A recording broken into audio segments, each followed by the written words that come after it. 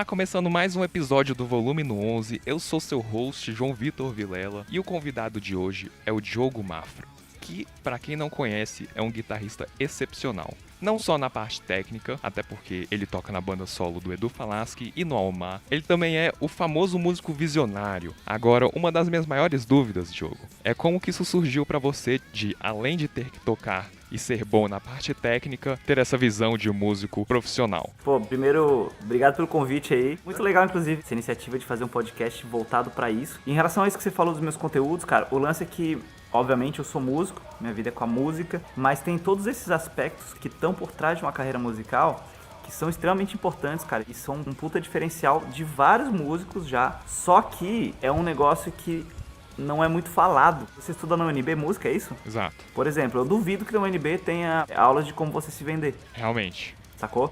Então, lá você vai se formar um puta músico, vai entender de harmonia, vai entender de improvisação, vai saber prática em conjunto, você vai entender de teoria musical. Aí você vai se tornar um puta músico, né? Um puta produto. Você é uma pasta de amendoim melhor do mundo. Tá, mas como é que você vende pasta de amendoim? Você tem embalagem? Você tem um distribuidor?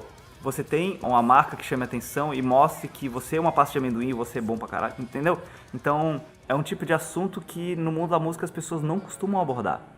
E é um negócio que eu aprendi muito com muitas referências. O próprio Marcelo Barbosa é uma puta referência pra mim nesse lado, porque além de um puta músico, ele é empreendedor. Porque tem a escola de música dele, e então acho que a parte empreendedora dele começou mais forte com a escola de música. Só que aí, o empreendedorismo na vida dele se tornou um negócio que virou ele. Então, na carreira musical dele, ele começou a ser empreendedor também. Um refletiu no outro, né? Um refletiu no outro. Não foi um negócio pensado, não, vou estudar marketing pessoal para a minha carreira de guitarrista. Não, cara. A cabeça dele só funciona assim porque ele já estudou por conta do empreendedorismo dele com a escola, né? E aí tudo se tornou uma coisa só.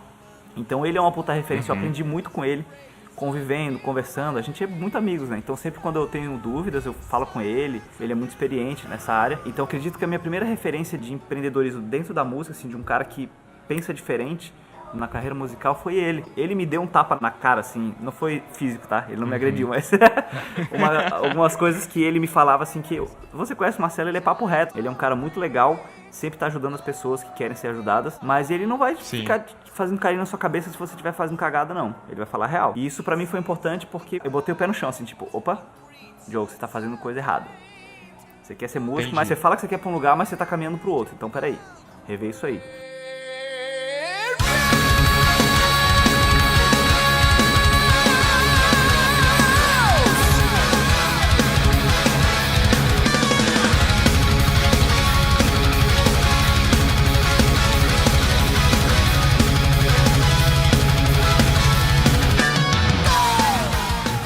Você lembra exatamente o que era?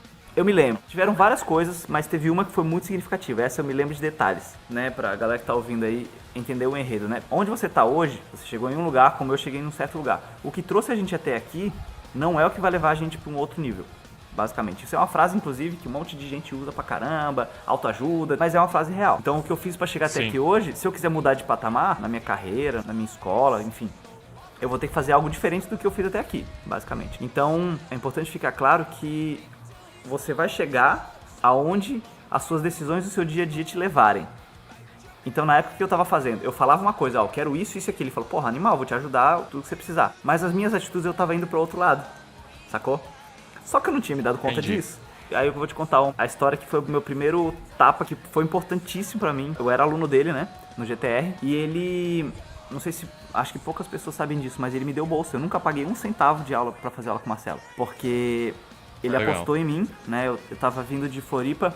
Tá, não vou mentir, né? Eu cheguei a pagar uma época porque ele já tinha me falado, velho, você não precisa de aula. Vai estudar o que você já sabe, meu. Eu falei que eu nunca paguei um centavo de aula pra ele, mas eu cheguei a pagar uma época porque ele tinha me expulsado. Ele falou, velho, você não precisa mais de mim. Se você quiser me ajuda, tá aqui, mas... O que você precisa para estudar, para você continuar estudando, você já entendeu o processo, você já tem conteúdo. Se você quiser estudar outras coisas que você não faz hoje, você tem como. Entendi. Você não precisa necessariamente da minha aula. Só que aí chegou uma época, aí eu fiquei um tempo sem fazer aula, mas a gente era amigos ainda. Ele falou, velho, você não precisa mais de mim necessariamente. Você já tem como andar com suas próprias pernas e estudar sozinho. Aí eu fiquei um tempo sem fazer aula e depois eu escolhi, falei, cara, eu tô precisando fazer aula de novo e tal. Aí nessa época eu cheguei a pagar, mas eu pagava, era ridículo, né? Mas durante a maior parte do tempo que eu estudei com ele, até eu me formar no GTR, eu não paguei nem um centavo de aula. Porque ele me deu essa oportunidade. Eu tava indo de Floripa pra Brasília pra correr atrás da carreira de músico. Convite do meu primo, que é o Alírio Neto, não sei se você sabe. O Alírio é seu primo? É, ele é meu primo. Caraca, eu não sabia. Foi ele que falou pra eu ir pra Brasília.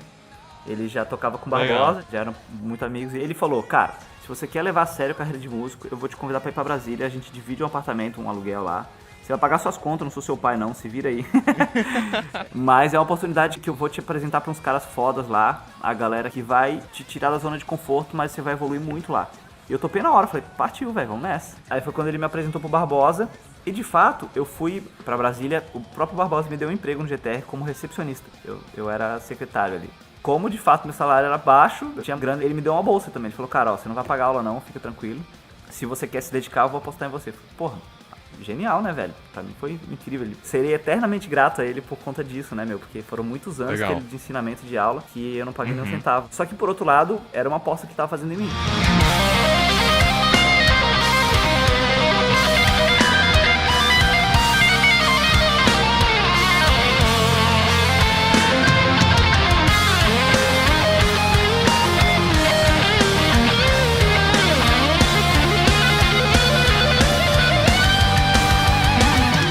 Apostando que eu tava levando o negócio a sério. E aí eu me lembro que teve uma audição de alunos que eu ia tocar uma música difícil. Uma música, era instrumental, de um cara chamado Blue Sarraceno.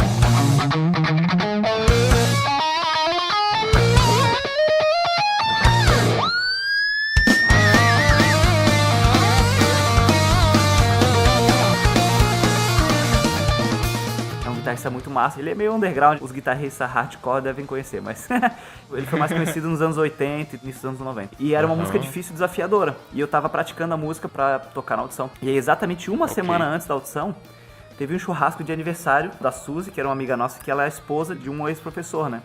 Hoje em dia eles moram nos Estados Unidos e tal, mas... E aí, pô, ela morava numa casa com piscina, fim de semana, cervejinha. E eu na festa, né? Fui lá, churrasco, piscina, cerveja. Aí eu tava felizão lá. Cheguei o mais cedo que eu pude na festa, meio-dia, eu acho que era durante o dia. E lá tava eu, né? Tomando banho de piscina, tomando cerveja. E aí o Barbosa tinha se comprometido, ele era muito amigo do casal, da Suzy também. E ele foi, só que ele chegou, cara, já tava pra anoitecer, era tipo 7 e pouco da noite, 6:30, sei lá. Aí ele chegou, a gente conversou um pouquinho e tal. Aí eu, pô, Barba, chegou só agora e tal. Ele, tinha umas coisas pra fazer e tal, mas, pô, tô aí, vamos curtir e tal. Aí ele me olhou tomando cerveja, ele... Não foi nem um lance que ele alinhou pra me dar uma lapada. Ele só, no meio do papo, ele perguntou, pô, e aí a música da audição lá, como é que tá? Tá de boa, velho? E faltava uma semana, tá? Eu falei, já tô tocando ela, mas ainda tenho que estudar algumas coisas, tem que limpar algumas coisinhas, tem que dar uma ajeitada ainda, mas não tá 100%, mas tá rolando. Aí ele olhou assim... Ué, você tá aqui tomando cerveja, velho? Aí a primeira reação foi ficar meio puto, tipo, what the fuck, cara, Aí eu pensei assim, caralho, é verdade, ele tem razão. Aí ele falou assim, cara, você faz o que você quiser, mas se eu não tivesse com a música 100%, eu não tava nem aqui. Aí meio que me caiu essa ficha, porque é questão de prioridade. Eu falei, cara, é verdade. Aí né? foi o slap. Foi a porrada.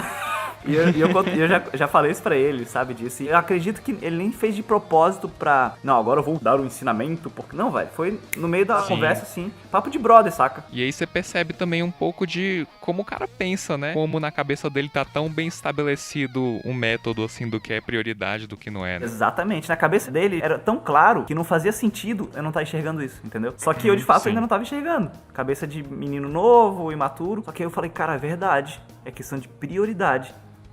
E a minha prioridade, eu tô aqui em Brasília pra quê? Pra correr atrás de carreira de músico. Então, eu tô pegando a minha prioridade que eu escolhi, que era construir uma carreira na música, e tô deixando na gaveta pra poder tomar cerveja, tem algo que não tá alinhado aí. Me caiu essa ficha. A partir desse momento que minha cabeça mudou nesse sentido. Virou uma chave na minha cabeça e falei, cara, é verdade. E aí, toda a minha atitude em relação a esse tipo de coisa depois passou a ser baseada nisso. Eu queria um hábito de fazer uma pergunta pra mim mesmo, quando surgia alguma curtição. Vai ter um churrasco aqui, festinha ali, cervejinha ali... Pô, vai ter o show da banda tal. Antes de decidir se eu ia ou não, eu tinha que perguntar pra mim mesmo. Cara, você já estudou o mínimo que você tinha pra estudar hoje? O mínimo, né? O mínimo cada um decide o seu, né? Mas, cara, se você quer levar isso como profissão, como carreira, o mínimo não pode ser meia horinha não, velho. Não pode ser 1 hora. Principalmente se você tá no processo de desenvolvimento ali da sua técnica, da sua carreira. Você tem que dar o máximo que você tem naquele dia. Às vezes a gente vai ficando mais velho, com mais coisa pra fazer, esse tempo às vezes reduz. Mas enquanto você tá no desenvolvimento, tem que ser caveira total. E aí eu fazia essa pergunta, você já estudou o mínimo de hoje? Aí se a resposta fosse sim, aí eu me dava esse luxo. Não, então beleza. O mínimo de hoje eu já fiz, então eu posso sair pra curtir um pouco. Se a resposta era não, tipo, não fiz o que eu deveria ter feito hoje ainda, eu não saía. E aí eu deixava de curtir. Tanto que Tinha pessoas ao meu redor que não entendiam e se afastaram, deixaram de me convidar pras coisas. Mas, cara, é o preço que se paga também, né? Não dá pra você querer ter tudo. Não dá pra você ser a pessoa mais Exato. sociável do mundo, sai sempre com a galera, tá em todas as festas, com a carreira alinhada e construindo um negócio sólido, saca? Não dá, velho.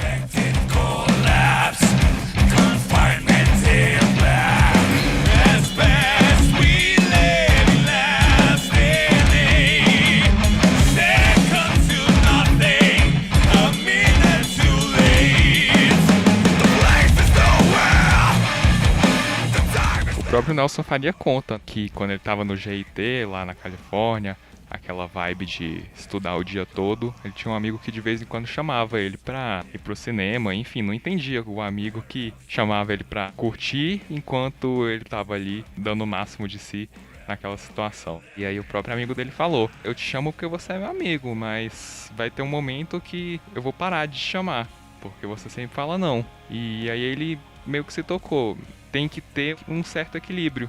E aí, eventualmente, ele aceitava. Exatamente. Só que assim, esse equilíbrio é importante sim, eu concordo, porque pra você entrar muito a fundo em um aspecto da sua vida, o resto fica um pouco de lado mesmo, é normal. E esse equilíbrio é importante, mas tem momentos, sacou? Então, em alguns momentos, é importante, cara, você se afundar. E aí você pode até pedir. Hoje em dia eu entendo isso, mas na época eu só cagava e falava, não, velho, não vou sair pronto. Hoje em dia, se eu fosse fazer a mesma coisa, para as pessoas mais próximas eu avisaria antes, ó, eu vou ficar aqui 3 meses, cara, estudando igual um cavalo, então eu não vou sair de casa e tal. Você avisa as pessoas antes, fica um pouco mais fácil de negociar, né? Na época eu não me dei conta disso, mas tem um período que eu acho que é importante você fazer isso, essa imersão. Fazer uma analogia. Imagina na faculdade, cara. A galera com um monte de trabalho pra entregar, TCC pra escrever. O que acontece? Ninguém não vai no cinema, não sai na noite, não bebe, fica até de madrugada escrevendo essa porra, certo? Exato. É necessário aquilo? Claro que é, ele precisa entregar o TCC. Vai ser pra sempre? Também não, porque a hora que ele entregar, ele vai continuar tendo que estudar e trabalhar em algumas coisas, mas vai diminuir o nível, vai diminuir a intensidade. Uhum. Então, o equilíbrio é importante, mas tem horas que não tem que equilibrar, não, meu. Pelo menos eu penso assim. Só que a analogia da faculdade é porque na faculdade, isso já tá escrito no cronograma da faculdade, você não precisa pensar isso nesse dia, entendeu? Só que no mundo da música, vamos supor que você estivesse estudando por conta, fazendo curso técnico e correndo atrás da carreira por conta própria. Você ia ter que decidir quando que seria o período do seu TCC, entre aspas, né? E quando que seria o período de você falar assim, não, agora eu posso abrir um pouco mão do tempo de estudo pra poder equilibrar com as outras coisas. Então, é a parte que eu acho foda das pequenas coisas que eles não ensinam pra gente, né, nessa época que a gente tá começando na carreira. Sim. É o como estudar do músico, né? É, saber o momento que você tem que emergir, o momento que você tem que relaxar. Então, dificilmente no mundo da música, principalmente se você só faz aula de música, fazer um curso técnico e tal, dificilmente um professor fala assim, ó, cara, vamos planejar aqui, ó, durante esses 6 meses você estuda igual um cavalo, você não sai de casa, depois dá uma relaxada. Não tem ninguém que fala isso pra você, cara. Então, eu acho que esse é o motivo pelo qual muito músico fica sem saber o que fazer e às vezes acaba se confundindo o seu objetivo com suas ações, que era o erro que eu tava cometendo. Eu falava que eu queria focar na música, mas na real, no dia a dia, eu não tava focando na música do jeito que deveria. Quando me caiu essa ficha com a ajuda do Barbosa, eu comecei a focar forte e aí meu desenvolvimento começou a ser muito mais rápido, sacou? E aí chegou um ponto que aí eu pude equilibrar um pouco mais. Então, um certo nível profissional ali, cara, você tem que emergir. Então eu gosto de fazer essa analogia da faculdade porque o processo de faculdade as pessoas entendem com mais facilidade. Ó, você tem que ficar ali, sei lá, 6 meses ou 8 meses estudando igual um cavalo pra quê? Pro vestibular, sacou? Passou no vestibular, aí tem ali um período que você tá entrando na faculdade ainda, as coisas estão engrenando, então você pode relaxar um pouquinho mais. Depois tem um período da faculdade que o pau quebra, e aí você tem que focar muito. E aí depois você passa, depois você termina a faculdade, entrega o TCC, você pode dar uma relaxada. Então esses ciclos no mundo da faculdade, e aí o lance de que a gente, no mundo da música, quase não tem ninguém que ensine isso pra gente. A gente tem que sacar isso por conta própria, ou às vezes com algum Barbosa dando um tapa na orelha.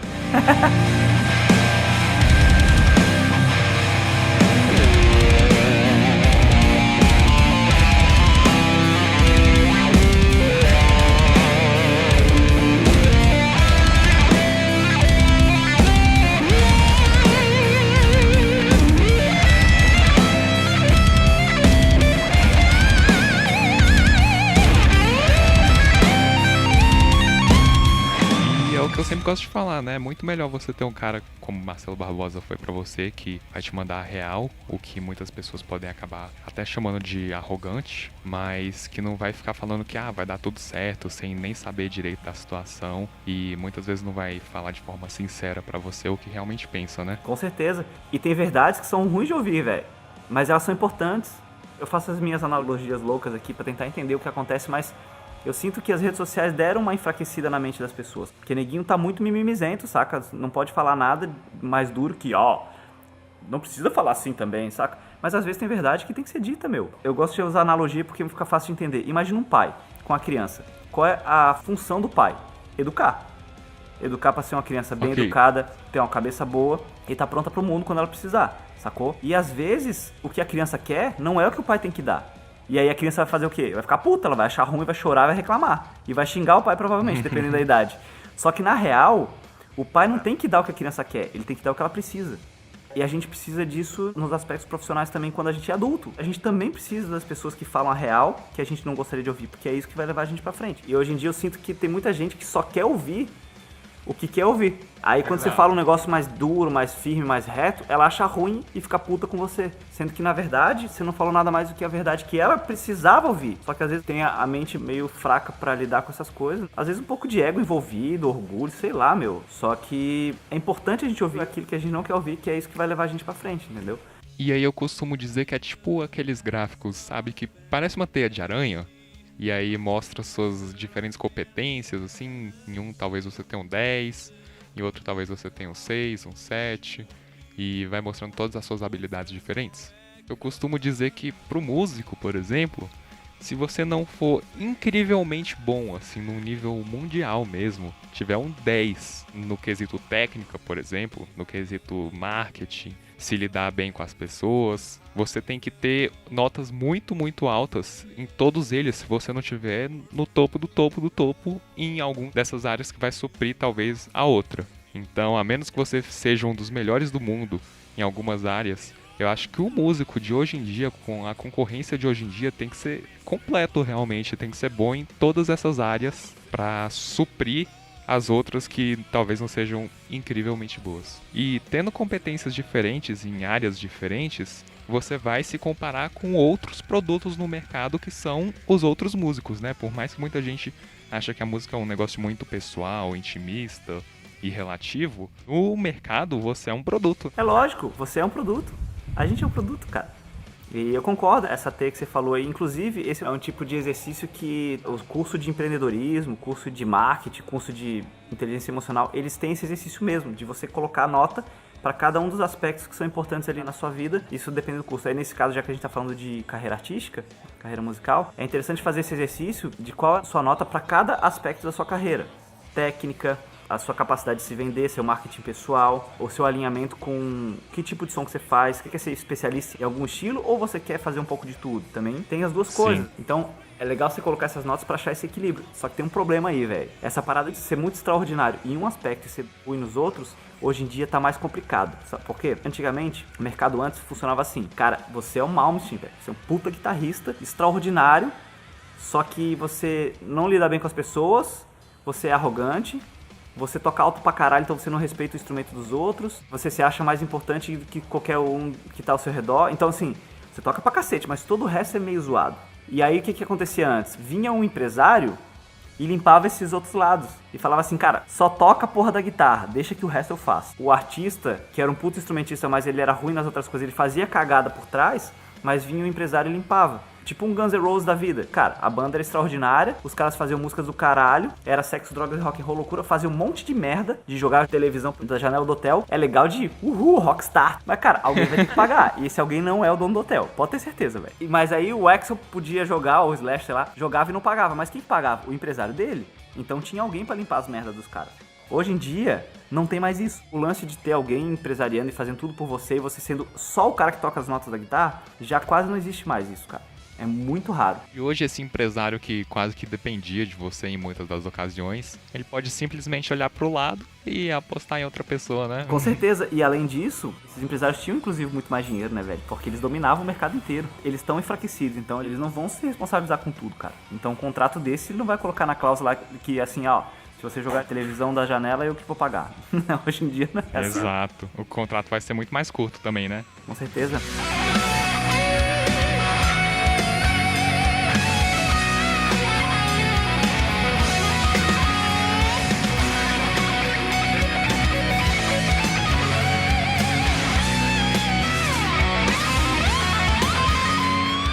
Então hoje em dia, esse equilíbrio tem que estar mais alinhado, cara. Não dá pra ser tão especialista numa coisa só e cagar pro resto, porque vai ser difícil alguém equilibrar por você. O cara que é músico, ele tem que tocar bem, isso aí é prioridade. Mas você ser um bom músico, você entregar o core da parada é a música. Então isso tem que ser bom, cara. Você tem que ser um bom músico. Só que todo o resto por trás tem que estar em equilíbrio. Então não adianta você ser um bom músico hoje em dia, ser um cuzão e tratar todo mundo mal, mandar todo mundo pra puta que pariu e falar, eu sou muito foda, então vocês só calam a boca e me ouvem aqui porque eu sou Deus. Não vai dar, porque por onde você passar, você vai arrumar inimigo. E uma hora você vai ter poucas pessoas te abrindo as portas, entendeu? O restante tem que andar junto. Então o que eu falo muito no meu curso, nesses conteúdos que eu faço, que são outros aspectos do produto, né? Seu produto principal é a música, mas aí você precisa de uma embalagem.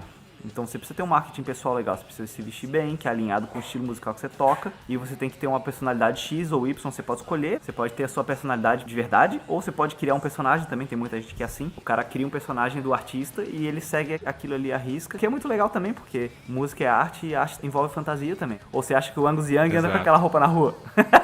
Não dá, né, cara? Mas na hora que ele tá transformado no personagem, ele é o personagem. Tem essas duas opções. Você pode criar um personagem seu, como o Kiss faz muito bem, como o Angus Young faz muito bem, o Steven Tyler faz muito bem. Apesar de que eu acho que o Steven Tyler usa aquelas coisas na rua, velho. Como a gente tá falando, até um toque legal. Tem que ter um equilíbrio. Então, por exemplo, se você tem um frontman que não gosta muito de se vestir muito extravagante, ele, cara, só quero usar o preto básico aqui, foda-se, que não é muito minha praia ficar usando um monte de penduricalho. Então, tá tudo bem também. Só que às vezes o cara é um puta comunicador, então ele se conecta com o público através de olhar, ele interage bem com o público, ele consegue fazer as pessoas se animarem. Então aí esse equilíbrio compensou, entendeu? Por outro lado, se você tem um cara mais tímido, que não gosta muito de interagir com as pessoas, não olha muito pessoal no olho, então às vezes você compensa por um outro lado, que às vezes é o lado de criar um personagem meio...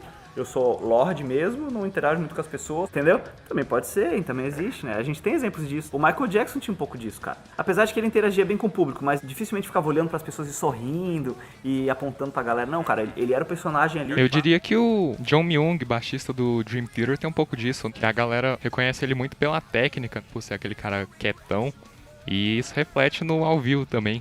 Você vai assistir eles ao vivo e ele fica lá no canto meio quietão, te encarando, fazendo...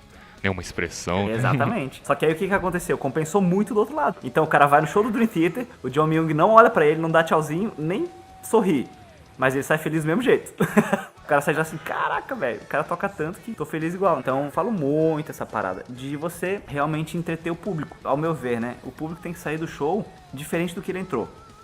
Se ele entrou com humor, você tem que fazer com que ele saia de outro. E pode ser qualquer um. Tem show que o cara sai de lá felizão, empolgado, abraçando os amigos. Tem show que a ideia é o cara sair de lá mais puto com a sociedade, tá vendo o Bolsonaro, filho da puta, é. Tem show que o cara sai de lá mais triste, mas era isso que ele queria. Tem uma artista que eu gosto muito, é outra parada, não tem nada com rock, inclusive.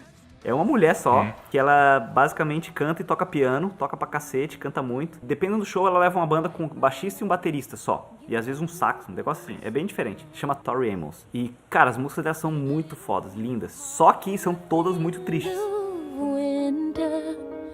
I put my hand in my father's glove.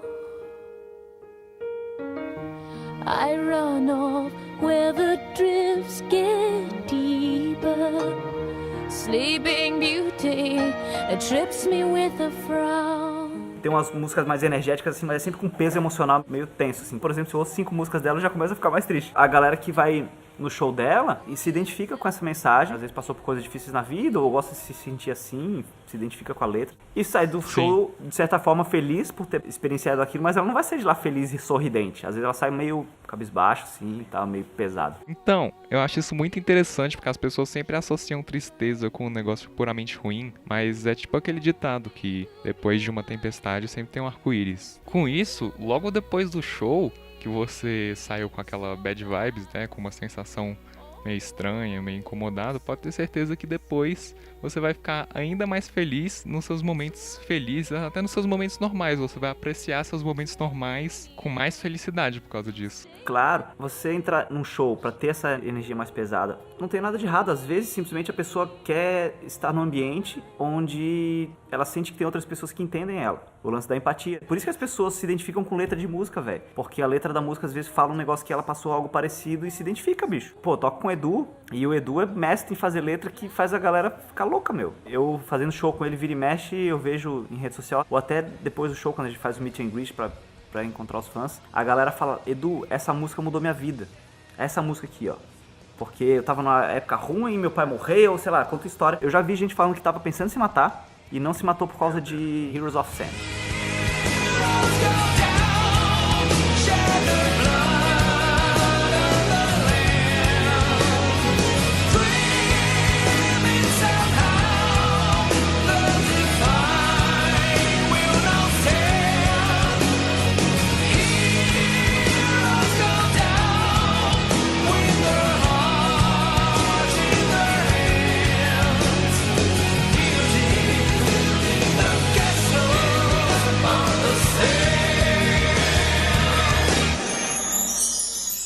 Aí a pessoa, pô, eu tava assim, aí de repente quando eu ouvi essa música parece que tava falando comigo.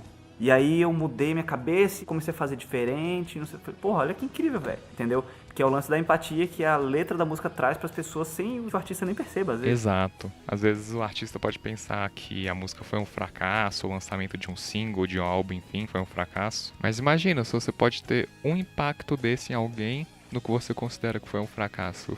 Já não valeu a pena? Lógico, você tá louco, meu. É uma mudança muito incrível e é mais comum do que parece. E às vezes o fato da pessoa ir num show que não é pra ficar feliz, é um negócio mais denso, as músicas mais pesadas, de energia, ela tá conectando a história com o público que tá ali. Rola uma empatia, velho. Não tem jeito. Você simpatiza por aquilo que é próximo de você, né? Tem até uma técnica que eu ensino muito, que essa técnica é foda, que chama rapport. Você já ouviu falar disso?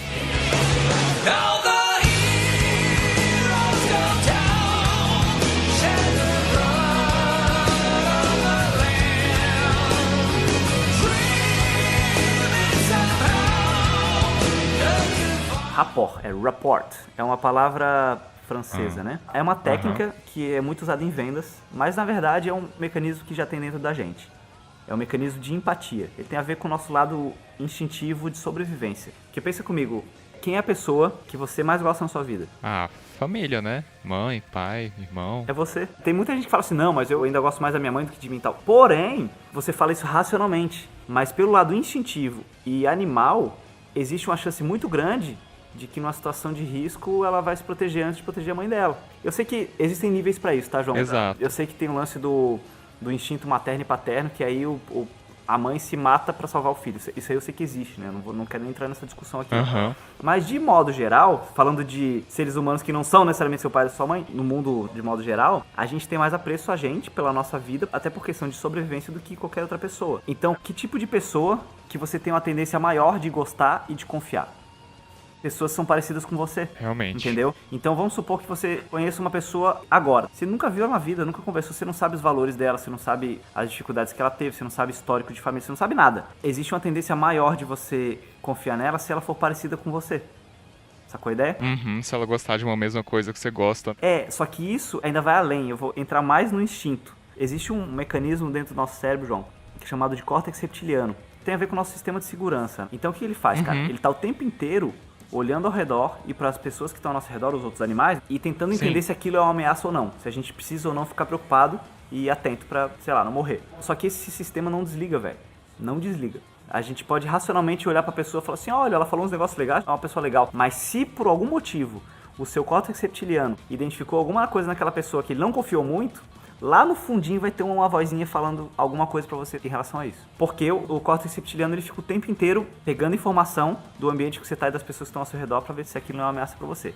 Essa é a parada. E esse sistema não desliga, tá? O córtex reptiliano. Então o que acontece é que o córtex reptiliano não fala português, nem inglês. Ele não fala língua falada, ele fala linguagem não verbal. Então quando você conhece alguma pessoa que te fala um negócio massa, mas lá no fundo você tá com uma pulguinha atrás da orelha que...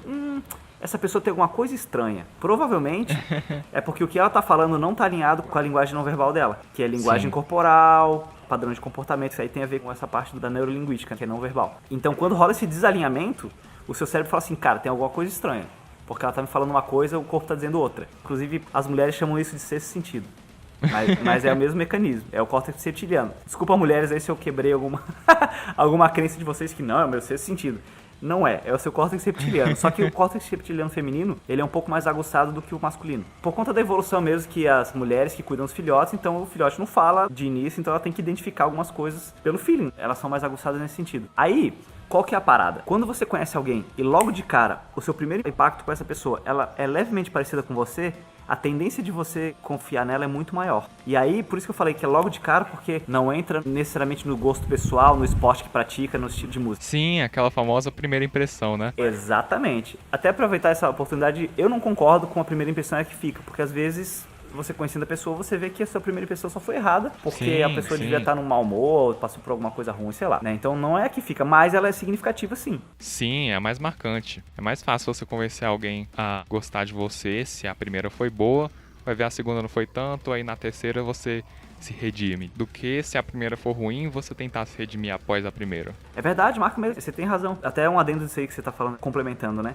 É porque o seu cérebro já tomou a decisão. Ele já tomou a decisão de não confiar naquela pessoa. E por mais que ela seja Sim. confiável, simplesmente foi uma primeira impressão estranha, o seu cérebro fica ainda tentando te convencer daquilo. Ei, não confia não, essa pessoa aí tem algo errado. Aí ela faz coisas legais pra você e você racionalmente pensa assim, não, a pessoa é legal, pô, deixa eu confiar nela. Seu cérebro fala assim, não, confia não, véi. Aí com o tempo isso pode mudar, mas o seu cérebro fica tentando te convencer daquilo que ele já decidiu logo de cara, entendeu?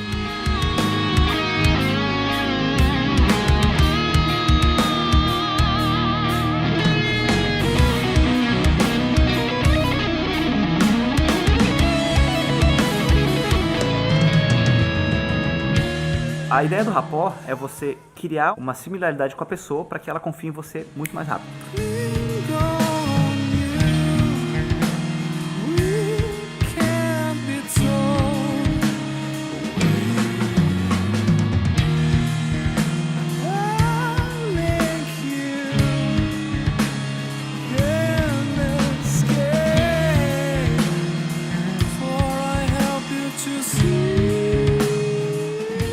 E pra músico, como é que pode ser usado isso? Isso é uma técnica muito usada no mundo das vendas. Porque aí, qual é a ideia? O cliente entra na loja, o vendedor, assim que aborda ele, já olha a linguagem corporal, já põe a mesma postura, e aí quando ele fala, boa noite, senhor, tudo bem? Quando o cara responde, porque existem diferenças de personalidade, né? Então, eu, por exemplo, eu não falo muito alto, mas eu falo rápido, sacou? Então, se eu falo assim, e aí, João, beleza? Como é que você tá? E você me responde assim, pô, Diogão, tá tudo bem, tudo tranquilo por aqui. Eu já fiquei agoniado, velho. E às vezes não é uma questão de você ser chato ou eu ser chato, ou um tá certo ou um tá errado. São só ritmos diferentes. Então, se você quer criar o rapport com a pessoa pra você ganhar a confiança dela rápida, você alinha. Então, se eu falo assim, e aí, João, tudo bem? Você me responde, tudo bem, Diogo, como é que estão as coisas? Responde no mesmo ritmo. Se eu falar assim, pô, João, e aí?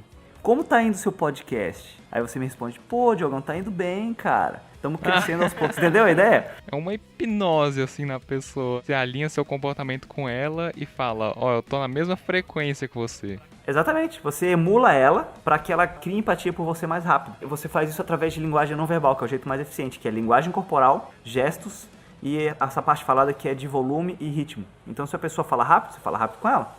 Se ela fala alto, fala alto com ela. Se ela fala mais baixinho, fala mais baixinho com ela.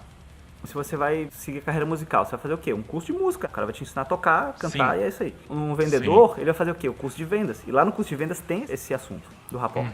Lá faz parte. É tipo... Tipo campo harmônico pra música. Exatamente, é tipo campo harmônico, entendeu? Ele vai aprender aquilo lá. E aí, se ele for ligeiro, ele vai se enfiar dentro disso aí e virar mestre nessa porra e ele vai virar um puta vendedor. Se ele for um cara meio que, fiz o curso lá e tal, não implementa tanto, como tem gente que é mais assim, às vezes ele não vai virar especialista em rapport, mas ele pelo menos já sabe mais ou menos qual é a ideia. Cara, pensa comigo, quando você vai fechar um show, quando você vai fazer uma reunião com uma empresa pra talvez fechar um endorsement, cara, você tá se vendendo, parceiro. Exato. Eu vou confessar pra você que todas as oportunidades que eu tive de fazer reuniões com donos de marcas, com gerentes de empresa pra conseguir endorsement, todas eu fiz rapport até cansar. Todas. É sério.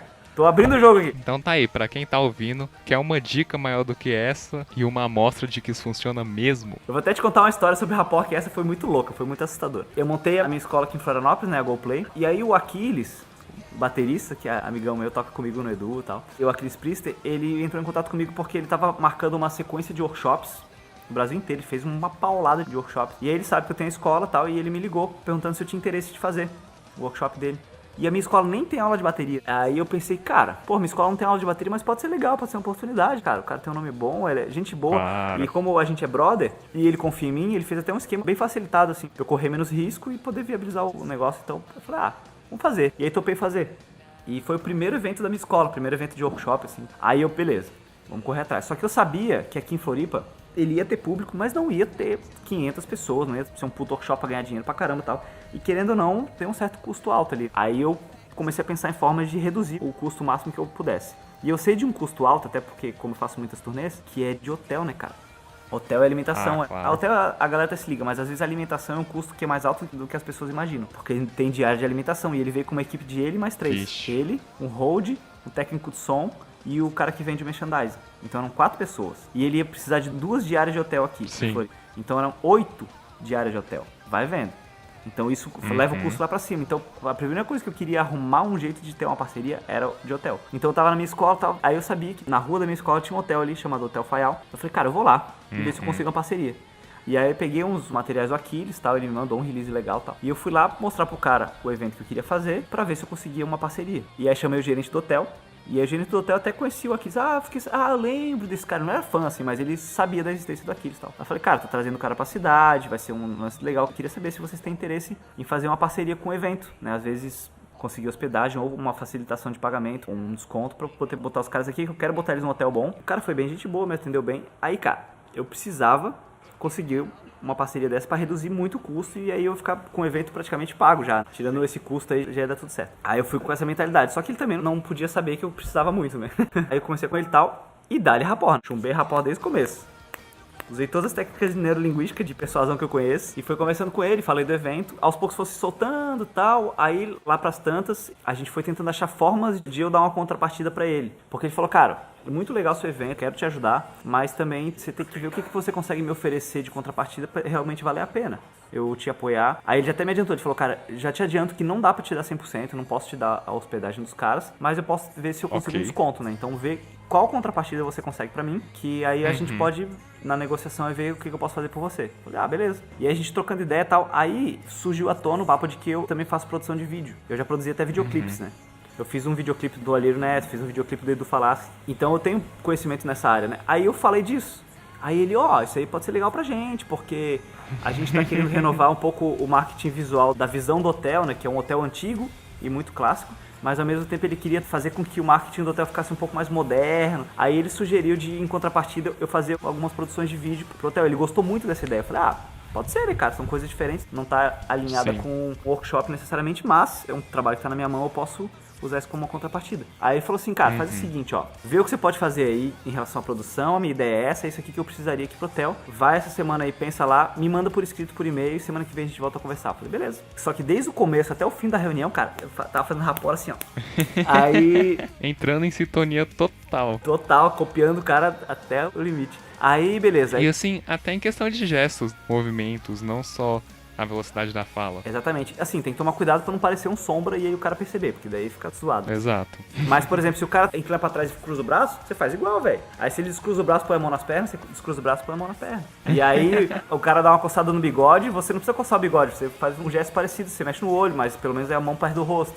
E aí vai, velho. E aí eu fazendo esse processo todo, numa semana depois, eu mandei por e-mail pra ele. Aí um certo dia, acho até que foi antes do dia que a gente combinou. Era tipo uma quarta-feira que ele falou pra ele lá. Aí era uma segunda-feira, ele mandou mensagem, ele falou, cara, você tá na escola? Eu falei, tô. Ele falou, você tem uma horinha? Eu falei, tal hora eu tenho, tem um buraco aqui na agenda. Ele, cara, dá uma chegada aqui no hotel, porque é na mesma rua da minha escola, né? Eu, tá bom. Aí eu fui lá, e aí cheguei no hotel e ele, e o vídeo, eu já falei com a menina que é blogueira, que ela é bonitinha, que a gente vai usar a imagem dela pra fazer propaganda do não sei o que e tal. Eu, legal, cara. Aí eu alinhando com ele aquilo, e na minha mente eu já tava pensando assim, de duas uma, ou eu oferecer o trabalho de vídeo como uma contrapartida pra eu não pagar o hotel, ou ganhar um bom desconto, ou dependendo do tamanho do projeto, que ele me falou que o projeto era grande. Ele me pediu, ele falou, cara, me diz quanto que você me cobraria, que a gente abate uma parte pro evento e a outra parte te paga em dinheiro e tal. Então a gente tava nessa negociação. Então na minha mente, eu ainda pagaria o hotel, só que aí abriu a possibilidade de trabalho de vídeo que ele podia gerar um desconto. Aí ele falando do vídeo, e eu nem falei nada da hospedagem dos caras. Até pra, deixa eu rolar o papo, ele tá afim de falar do vídeo, vamos falar do vídeo, depois a gente fala do outro assunto. No meio do papo, ele falou assim, não, calma, cara, só pra esclarecer uma coisa, só pra você ficar mais tranquilo, em relação à hospedagem, não precisa se preocupar, vou botar o Aquiles na suíte presidencial e vou botar um outro quarto fodão pros outros 3 caras. E outra coisa, você já tem alimentação dele, jantar, almoço? Eu falei, não, cara. Não. Aí ele falou assim, pode deixar que isso tá por nossa conta, pode avisar, eu vou deixar avisado aqui na portaria que almoço e jantar não tá incluído em hospedagem, mas eu vou dar pros caras comerem bem. Aí... Fechou o pacote. Aí por fora eu tava assim, caraca, bicho, obrigado, fiquei muito agradecido. Mas por dentro eu tava assim, yes, consegui essa merda.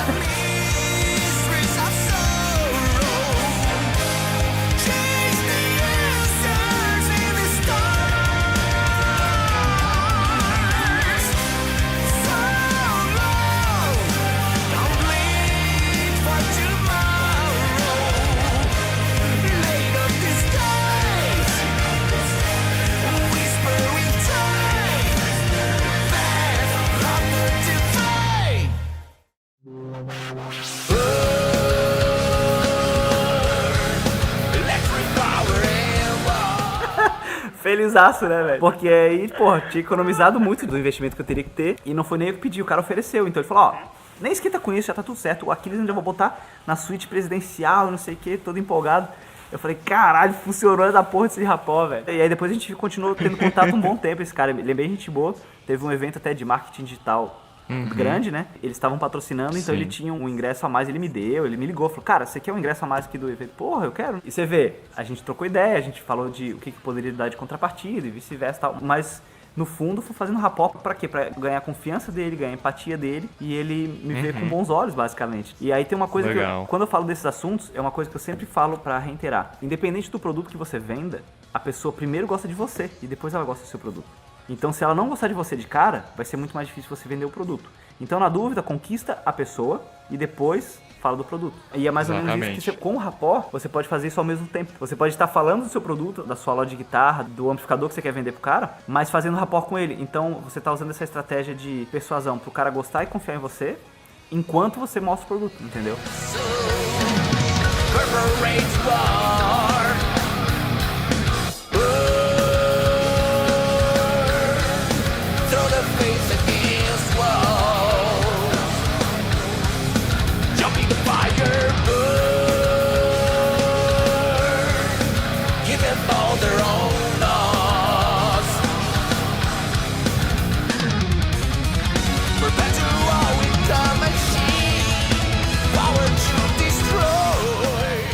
Técnica do rapó ela é muito mais eficiente quando é cara a cara, assim, dá pra fazer com o público também, em cima do palco, só que é um jeito um pouquinho diferente, tá? Porque a forma mais eficiente é o frente a frente, assim. Mas, por exemplo, cara, o músico tem que saber se vender, ele tem que saber vender o show dele, tem que saber vender ele como artista. E é uma pergunta que a galera faz muito em rede social. Ah, como é que eu consigo um endorser? E eu sei que é um negócio que os músicos sempre querem, é um negócio que é interessante mesmo. Mas pra isso é perfeito, cara. Porque essa é uma dica que, inclusive, vai ser uma das melhores dicas do podcast. Se você quer conseguir um endorser, a primeira coisa que o cara tem que gostar é de você. Diga o cara porque você fala assim, ah, não, eu quero conseguir endorser da Marshall. Beleza, mas por trás da Marshall tem uma pessoa que vai negociar com você. Tem uma pessoa que cuida da relação com os artistas. Então, no fim das contas, você vai negociar com pessoas. A galera pensa na empresa, na marca, na Tajima, na Fender, na Ibanez. Mas no fim das contas vai ser uma pessoa que vai tratar com você. E essa pessoa vai tomar a decisão. Então você precisa conquistar a pessoa primeiro. Sim.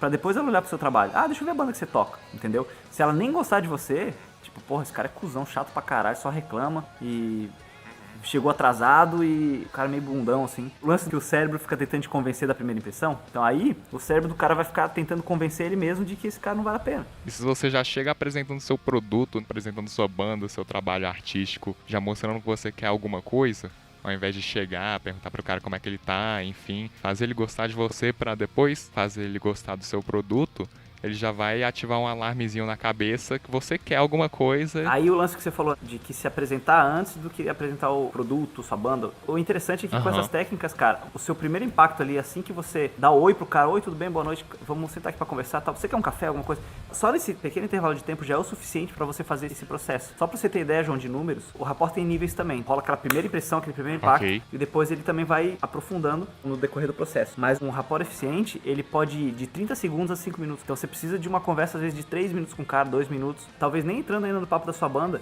Então não é a questão de você sentar e falar, olha, eu sou assim, meus valores são esses, eu acredito nisso, meu partido político e minha banda preferida. Você não precisa entrar nisso. Cara, vamos sentar pra conversar aqui e tal. E só nesse processo de sentar, pegar um café, pegar uma água pro cara, você já vai gerando esse negócio através do rapport. Então é rápido. Isso que é legal. É tipo o que os americanos chamam de pitch, aquela entrevista de 1 minuto rapidinha que você vai convencer o cara a comprar a sua ideia, a investir no seu produto. Exatamente. Só que o primeiro pitch ali é de você, né? Se ele gosta de você. E aí depois ele vai ver seu produto. Exato. É claro que quando você toca numa banda, você é um artista com um nome muito forte, aí já é um pouco mais fácil de conseguir as coisas. Então às vezes o cara nem gosta tanto de você, mas como você tem um nome muito bom que vai trazer dinheiro pra ele, ele vai fechar com você. Mas na vida normal da maioria das pessoas não é assim, né, cara? Você fazendo essa estratégia, você já consegue quebrar uma etapa. Quando ele gosta de você logo de cara, o cérebro dele vai ficar tentando convencer ele mesmo de que é uma boa ideia fechar com você. Entendeu?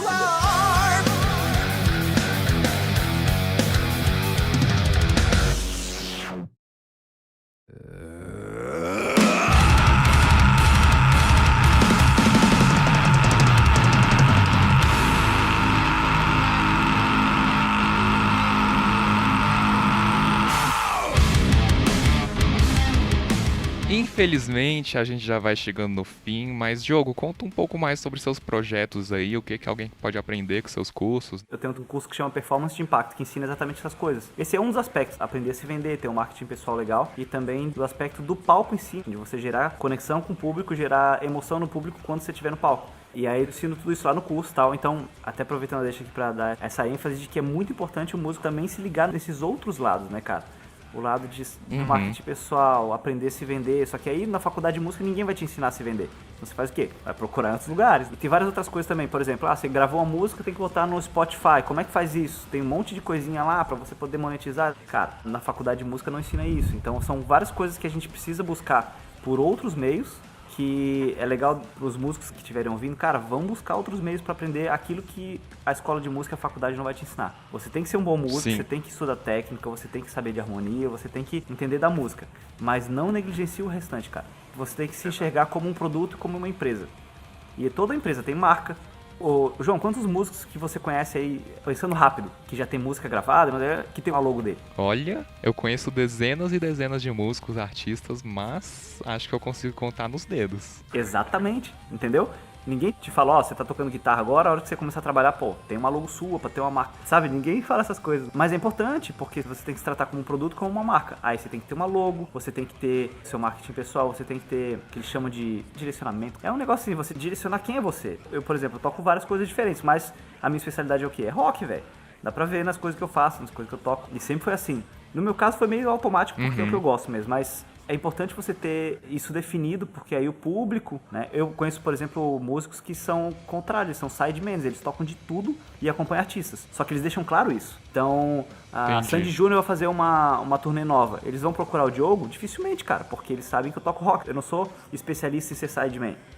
Aí eles vão procurar quem? Ricardo Marins, uns caras que são vistos como sidemans profissionais. Tá bem claro o que ele faz. Então isso é importante também, você decidir o que você quer. E fica claro, isso não vai impedir que você faça outras coisas. Se te convidarem pra tocar na banda de baile, você não vai falar assim, não, eu toco rock só, eu não vou tocar em banda de baile. Exato. Não, trabalho é trabalho, parceiro. Tem que pagar as contas. Mas é interessante você ter esse alinhamento daquilo que você quer se especializar, daquilo que você quer fazer de verdade. O Nelson Faria, é muito claro o que ele faz, cara. Ele faz show, claro que ele faz, mas ele é muito mais especialista em dar aulas, ensinar, do que de fato ser um cara que faz turnês gigantescas e tal. Não, cara. E se vacilar, ele tem nome pra isso. Ele consegue fazer uma turnê grande com um monte de show. Mas não é aquilo que dá mais tesão pra ele, entendeu? Então, pra galera que tá assistindo aí, é importante pensar nesses lados. É importante pensar em todos esses aspectos que você imagina como uma empresa. Vai montar um carrinho de cachorro-quente. Ok. Pense em tudo. O seu produto é o cachorro-quente, mas você tem que ter uma marca, você tem que ter um carrinho de cachorro-quente, de uma cor específica, alinhado com a cor do seu jaleco, e aí tem que ter um ponto específico para você botar seu carrinho, tem que pensar em todos os aspectos que estão ao redor disso. E às vezes até detalhes pequenos que a gente nem lembra. Por exemplo, o cara tem um carrinho de cachorro-quente, ele tem que ter guardanapo suficiente. E é um detalhezinho, mas vai vender cachorro-quente sem guardanapo pra você ver se o cliente volta na sua lojinha. Não volta, velho. É uma comparação um pouco abrangente, sim, mas se o músico pensar desse jeito, pensar nos detalhes de todo o aspecto que envolve uma empresa, um produto, já dá pra abrir a cabeça, assim, já dá pra pensar no que ele pode correr atrás pra poder melhorar, né? É, realmente, é muita coisa que a gente tem que sempre estar de olho. Então, vamos terminar aqui só falando um pouco mais do seu curso e deixa suas redes sociais, que acho que é isso. Claro, pô, obrigado, João. Esse curso que eu tenho chama Performance de Impacto, que ele envolve todo esse aspecto de performance artística, performance de palco, carreira musical, até muitas coisas direcionadas pro mindset do artista, de lidar com nervosismo e ansiedade, que essas coisas também é um puta tabu. Então tá tudo lá. Esse curso ele é lançado com uma baixa frequência. As vagas não estão abertas o tempo inteiro. Eu lanço ele de uma média de 3 em 3 meses, 4 em 4 meses, depende da época. Então quem tiver interesse em saber um pouco mais sobre isso, vai no Instagram e quando for surgir o lançamento de uma próxima turma do Performance de Impacto, eu vou avisar por lá. Então se a pessoa me acompanhar, ela já vai ficar sabendo. É Diogo Mafra Play no Instagram. Então é isso aí, Diogo, a gente fica por aqui. Obrigadão por ter participado. Valeu, João. Obrigado pelo convite. E fiquem ligados no próximo episódio. Valeu.